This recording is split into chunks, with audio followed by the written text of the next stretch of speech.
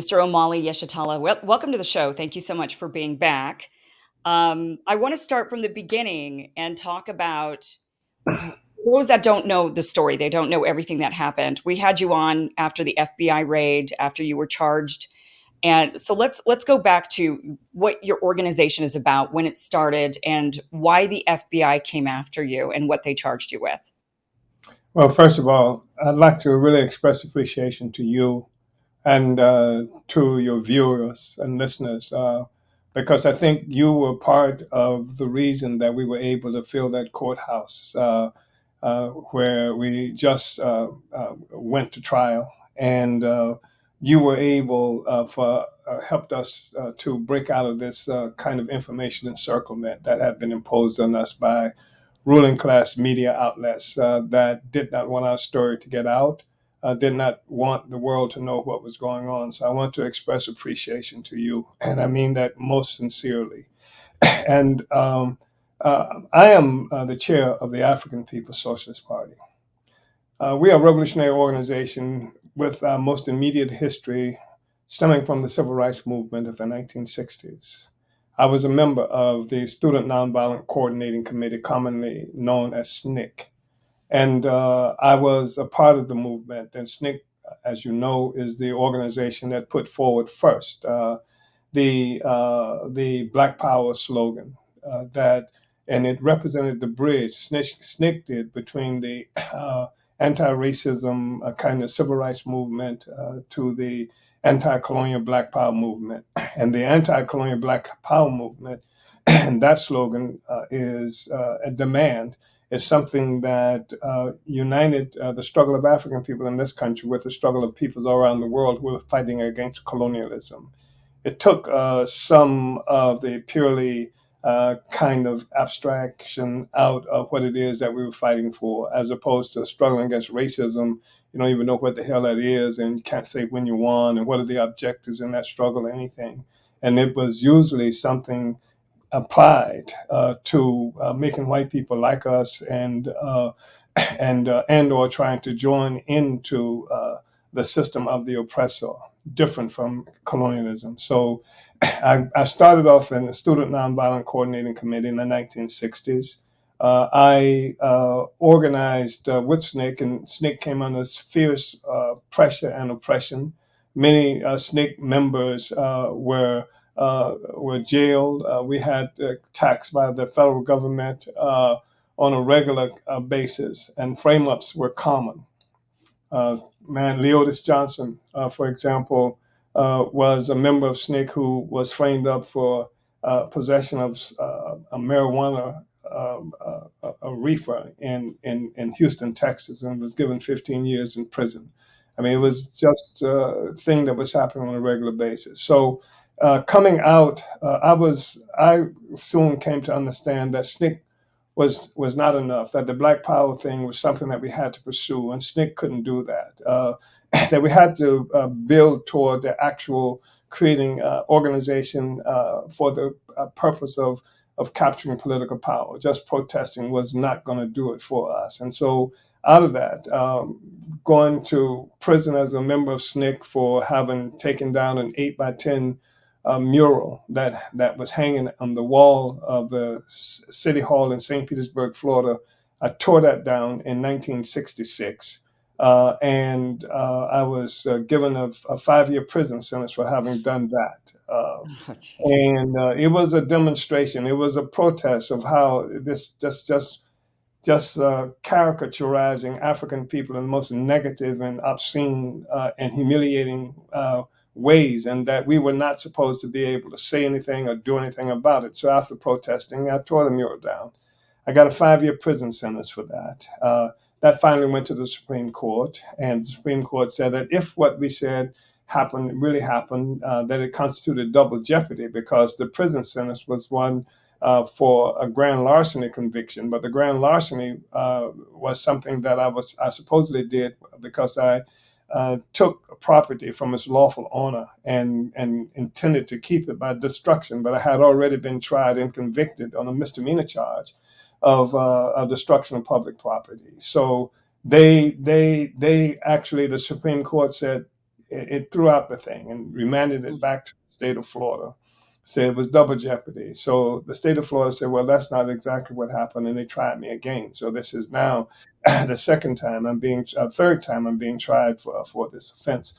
They convicted me again, and this time they gave me 3 years. They were lenient. They gave me a 3 year sentence, and so I was in and out of prison for of something like 2.5 years fighting this case. And then in the process of all of this, I organized the an organ. I pulled together an organization that tried to unite all of the what was characterized as a time militant organizations. That's how we were defined. We were militant. We were not, we shall overcome and let the white people like us kind of thing. We was talking about actually the acquisition of political power in the hands of black people. So I tried to organize a massive thing to deal with that, and did create an organization called JOMO, and from that, moving forward, we built the African People's Socialist Party.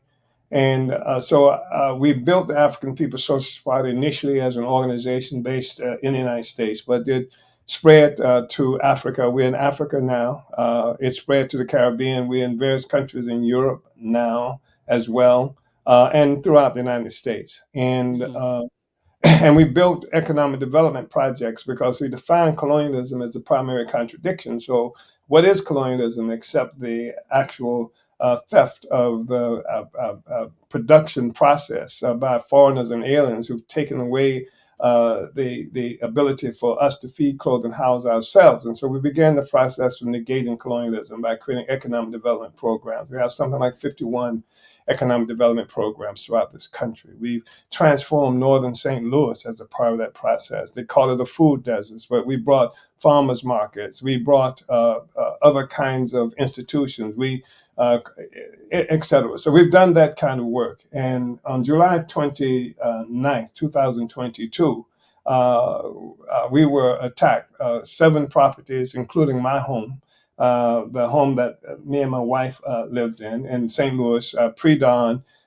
There was this command coming from outside through loudspeakers that were accompanied by explosions of grenade, flashbang grenades, demanding that we should come out with our hands up and our hands empty. So we walk out in the darkness and greeted by the lights, greeted by armored personnel carrier vehicles, greeted by assault weapons carrying military forces who were determined, were characterized as the FBI, who used assault weapons with laser beam targeting devices mounted on them. And so I come downstairs and I'm being hit in the chest by these hundreds of dots, red dots on my chest, which was to let me know that they would kill me. And I thought they were going to kill me because they had done a similar thing to Fred Hampton in December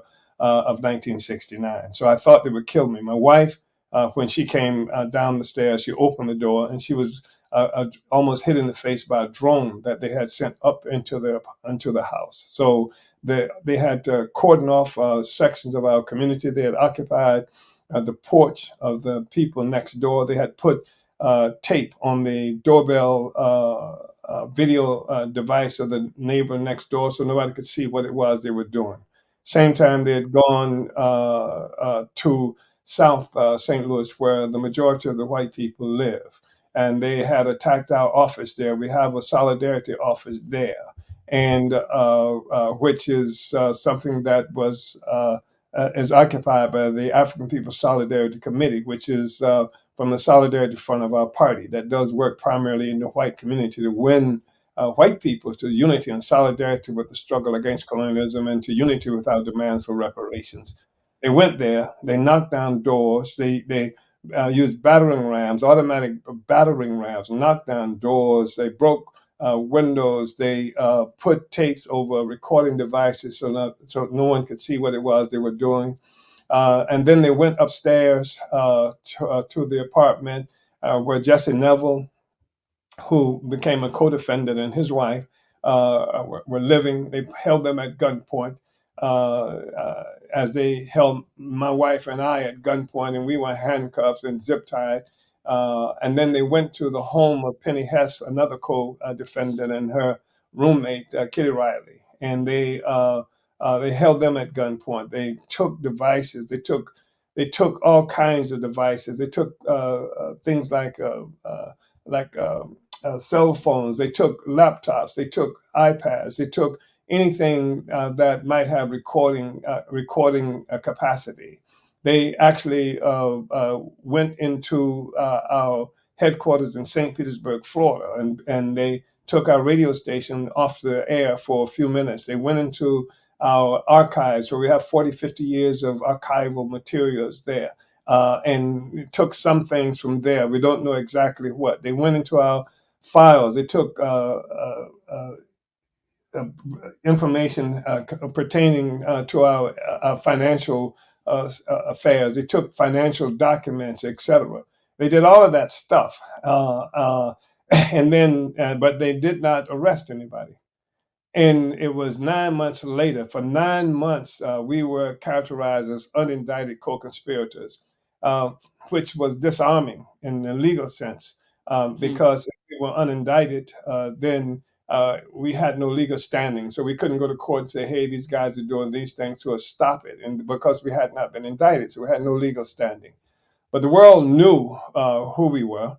And the world, because all of the media, in fact, the FBI agent who came to our homes in St. Louis told us that this is going to be big news, right? And so everybody knew about it. And so the FBI we were to later learn, something like 13 or 20 terabytes of information. They said it was the equivalent of something like 1.5 million books that they took in materials from us. So we went for 9 months. There was no indictment, and then 9 months later, we were indicted. We had to go to Tampa, Florida, to the federal court there, where I was handcuffed, as was Penny Hess, and then Jesse Neville, put in chains, leg irons, handcuffs. Uh, did the whole bit, mug shots, the fingerprinting, etc., and then released on a $25,000 signature bond, with restrictions on my movement, with the requirement that people could come to my home when they wanted to, that I had to get permission to go any place. I had to turn over my passports. All of this is what happened. And then just recently, as you suggested, as you mentioned earlier, some 2 years after this process, this attack, we went to trial in Tampa, Florida on September 3rd. And we were charged with being Russian agents of Russia, having become agents of a foreign government without registering. And we were charged with conspiracy. And so we were told we could anticipate a 4-week trial. We went to court on September 3rd. And actually, it looked like they ran out of ammunition pretty soon, though they had 2.5 million books worth of materials that they could have brought to this thing. And Hmm. uh, so we just went to trial on the 3rd. I think it was on the 11th that the jury brought back a verdict. And it was significant, yes. Okay, so let's just back up for a second. The when you were not indicted, you were unindicted co-conspirators. So after they raided your home, and the reason I want to kind of backtrack on this just a little is because we're seeing something similar to this play out right now in the news with Tenet Media and Lauren Chen and her husband. There's been no indictment against them. They've gone we haven't heard from them at all. Lauren Chen hasn't said a single thing since her home was raided. We know that the FBI raided her home, and we also know that the FBI then came out with an indictment of Russian nationals, I believe. And then they implicated in the indictment Lauren Chen and her husband, but nothing has been, as far as we understand, there's been no indictment there against her and her husband. As far as we understand, the indictment is only against the Russians at this point, but she's probably under investigation and the raid happened. So it sounds really similar. So you're saying that this process dragged on for 9 months. Where who did they indict in your situation before they and you while you were an unindicted co-conspirator? Who did they indict? Well, what happened was they indicted I think three Russians, Okay, so it's a and similar thing. similar thing. They indicted three Yeah. Russians who they knew they were never going to take to trial. Right? Uh-huh. They indicted three Russians. Yes. Yeah, and this is really similar to the Mueller investigation as well. They indicted 12 Russians that and these are just accusations. We have to remember that you can indict a ham sandwich. That's Right. the indictment is just an accusation, oftentimes based on very little evidence. It's just a suspicion. But these people then would have to be brought to court. There would have to be a trial. They would have to actually prove, and they haven't been able to successfully do that, at least not with the Russian national, not those 12 in the Donald Trump Mueller investigation. With yours, what happened to those 3 Russians? Did they ever go to court? Was there a trial, or are they No, in Russia? I'm concerned. No, because I think that they did something a little similar with Scott Ritter as well, who Okay.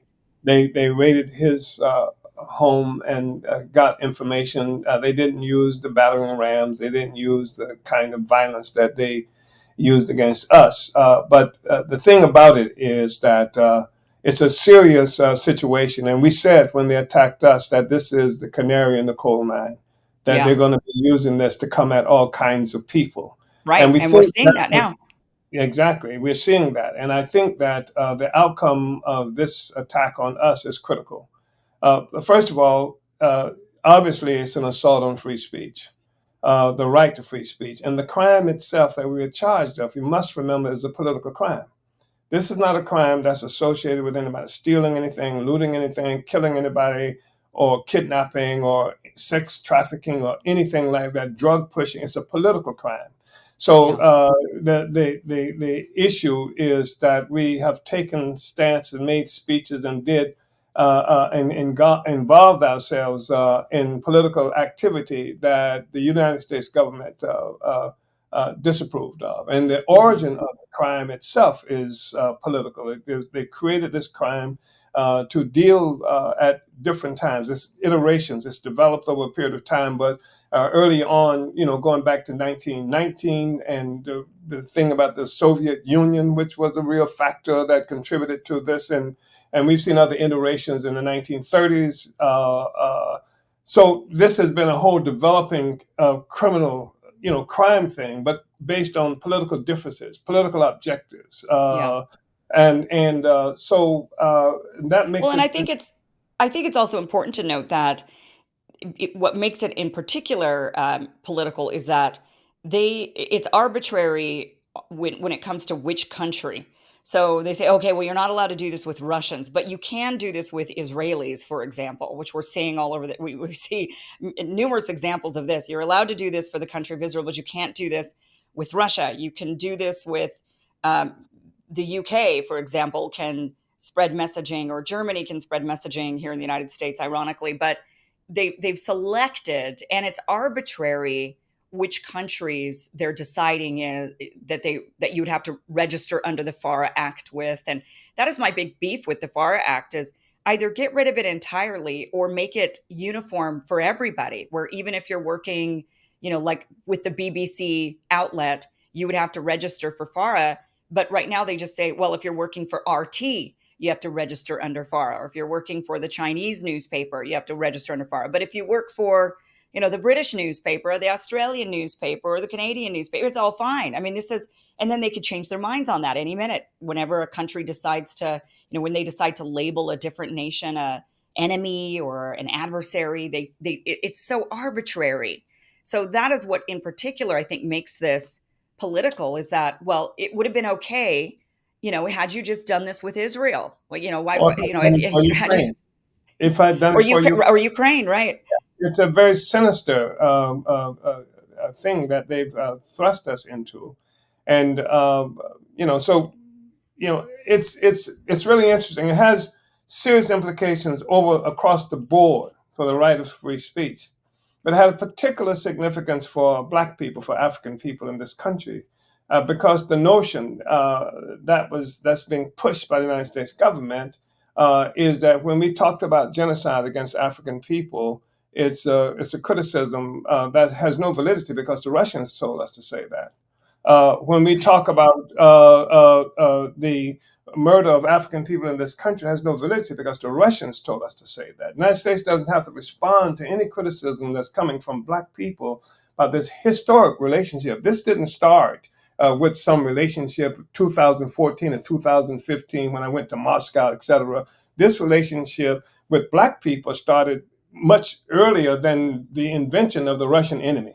And Right. so, but now, and this has been a real bone in the throat. We have, Black people have, Mexican people have, the indigenous people, a bone in the throat of an America that parades and push forth a narrative of being this beacon of democracy and everything is good and righteous about the United States.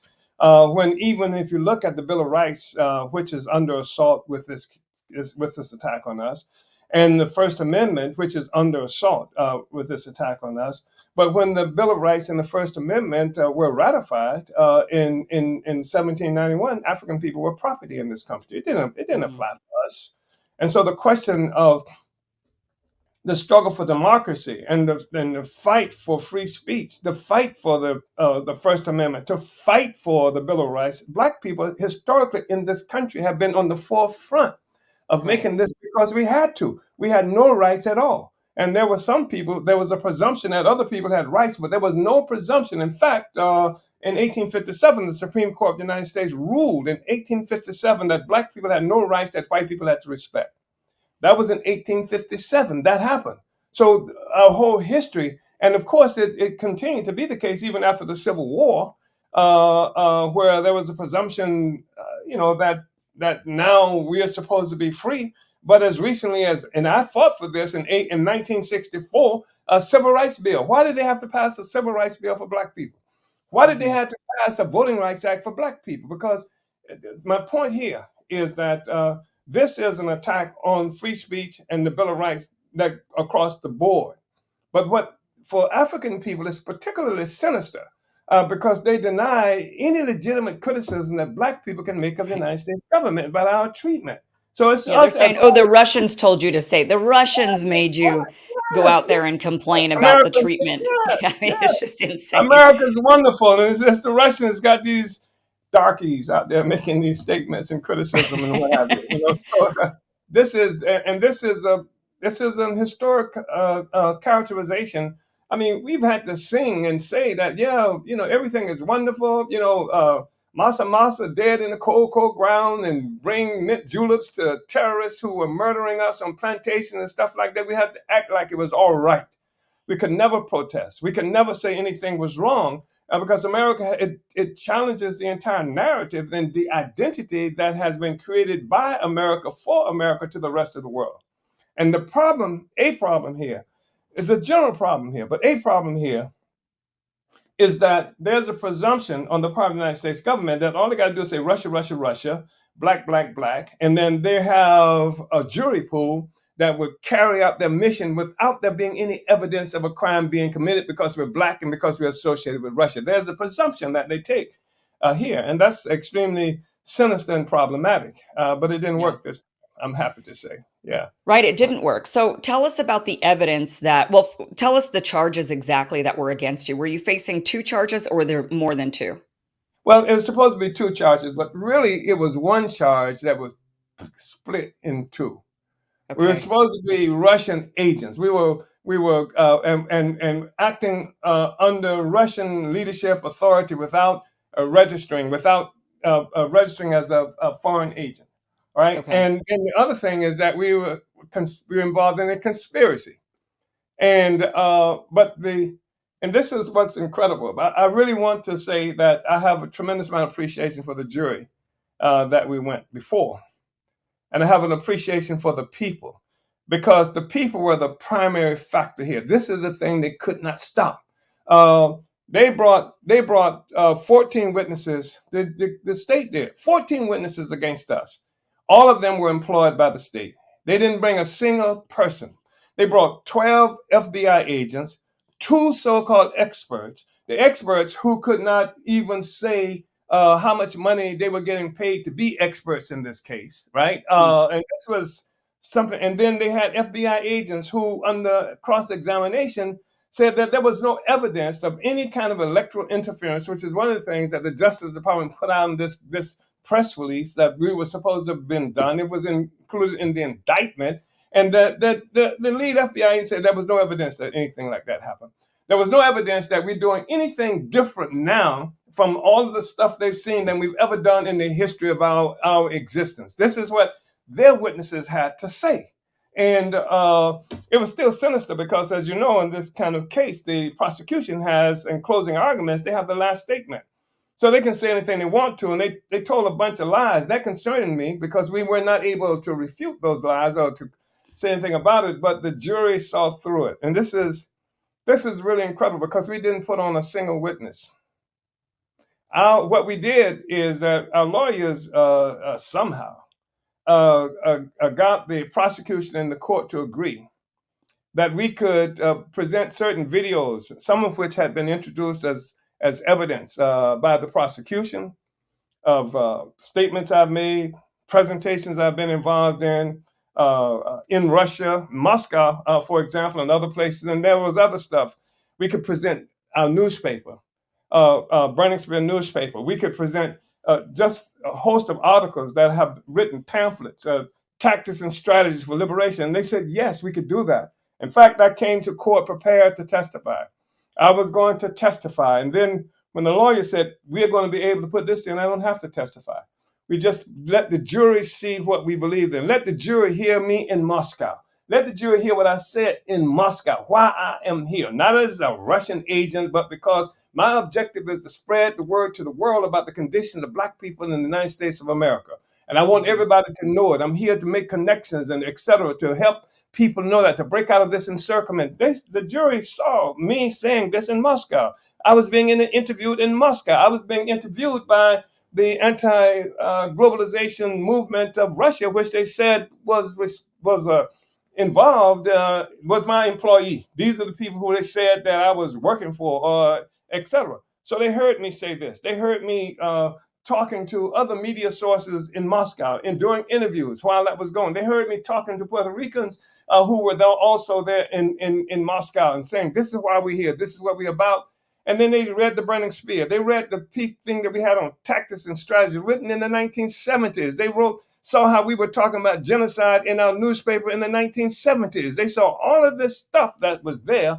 And then when they retired, came back with a verdict, they say, no, they said, no, we don't work for Russians. They found us not guilty of being Russian agents, which was fundamentally, profoundly significant. Right. Yeah, because that was the real thing. Because to have found us guilty of being Russian agents, they would have liquidated. They would have joined in this process of liquidation of any criticism that Black people have of the United States government about treatment. So they Mhm. said no, they work for Black people. That was the rush. That was the verdict of the jury. But then you got them saying that we were involved in a conspiracy. What was the conspiracy? The conspiracy was to work for the Russians, etc. So you've got this extraordinary kind of verdict that came out.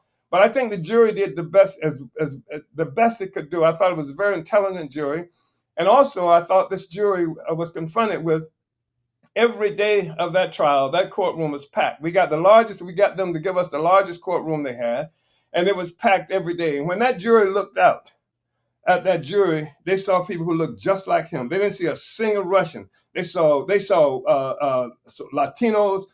They saw white people. They saw young people, old people. They saw just all kinds of people out there who looked suspiciously unsuspicious. And so that's what they were seeing also. And so I thought the jury did the best it could with what it had to work with. Why do you think they still convicted you for conspiracy? So they said, "Okay, you're not a Russian agent. There was no evidence of you being a Russian agent." But correct me if I'm wrong, what they did convict on, but you wanted to be a Russian agent, right? There was a conspiracy to be a Russian agent. Is that what I that don't think was? they said they wanted to be a Russian agent. I think that the prosecution worked, especially during its closing arguments. by saying that we didn't have to have a contract with the Russians. We didn't have to have said we were working for them. If we just the notion of being allies, just to be in a partnership, just to be anything like they just confused the whole question to such an extent that and they could prove, and I would agree, and I would admit, I went to Russia. That's a fact. I met with all his forces. Throughout, that's a fact, etc. But they would use facts to actually to obscure the truth and to create a lie. I think the Mhm. jury was confused on that question, and I was confused when the jury read the verdict. I said, "What just happened?" You understand? Because I was confused with the verdict, and in fact, so I think that's why they Well, I'm and I think confused. I'm trying to understand what what conspiracy.